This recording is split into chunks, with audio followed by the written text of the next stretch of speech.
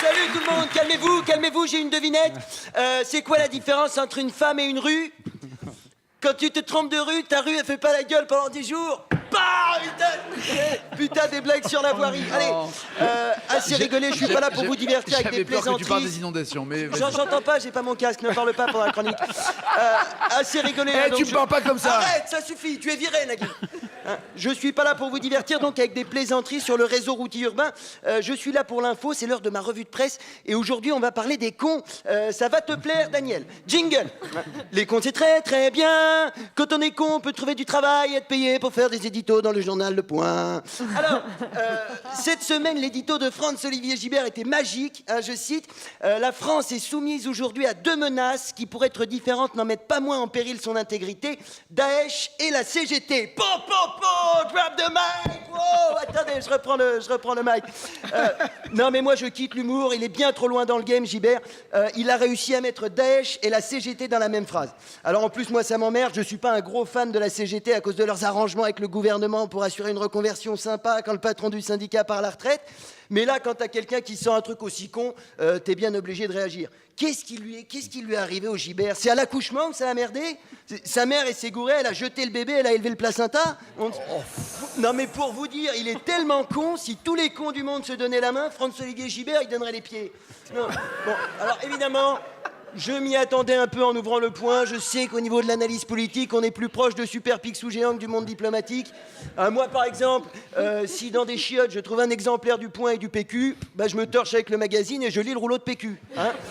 Mais là, les mecs ont frappé un grand coup. Daesh et la CGT, putain. Alors après, pour la défense de Franz-Olivier Gibert, c'est vrai que c'était louche, hein, cette passion de la CGT pour les merguez à chaque manif. Hein. Et puis, il y a des points communs en plus entre un syndicaliste et un kamikaze. Hein. Quand il décide de se mettre au boulot, tout le monde est surpris. Hein. Non. Alors ne chargeons pas trop ce pauvre Franz-Olivier Gibert. Franz-Olivier Gibert, il va déjà avoir assez de problèmes comme ça apparemment, donc je le fais pas chier. Hein. Le Conseil d'État va devoir statuer sur son sort dans la semaine parce qu'il a été décrété en état de mort cérébrale.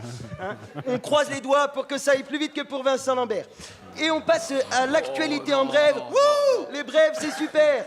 On commence bien sûr avec ces inondations terribles. Hein, à Nemours, l'eau a envahi le centre-ville, dépassant la crue record de 1910.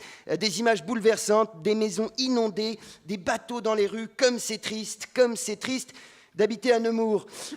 Mais l'eau monte partout, c'est toute l'île de France qui est touchée. Hier à Paris, on prenait 4 cm par heure, c'est simple, j'avais l'impression d'être la femme à Valbuena. Alors, mon conseil pour mieux vivre les inondations, à chaque mètre d'eau, rajoutez 20 cm de Ricard. Allez, je termine à l'international avec la branche libyenne de la CGT qui vient de revendiquer la mort de 48 soldats dans une opération kamikaze menée par un syndicaliste kényan. En Syrie, en revanche, la coalition menée par les États-Unis s'est attaquée à la ville de Minbej, hein, toujours aux mains des grévistes. Une offensive stratégique puisque c'est le principal point de passage vers la Turquie qui permet à Abou Philippe Martinez d'alimenter Raqqa, le fief de la CGT, en merguez et en autocollant. Voilà, alors quant à nous, on se retrouve la semaine prochaine pour ma chronique vie professionnelle et je vous donnerai des conseils sur l'attitude à adopter dans un entretien d'embauche. Alors par exemple, si vous vous appelez Abdelkrim, je vous conseille de rester chez vous et jouer à la PlayStation, vous gagnerez du temps. Merci de m'avoir écouté. France Inter.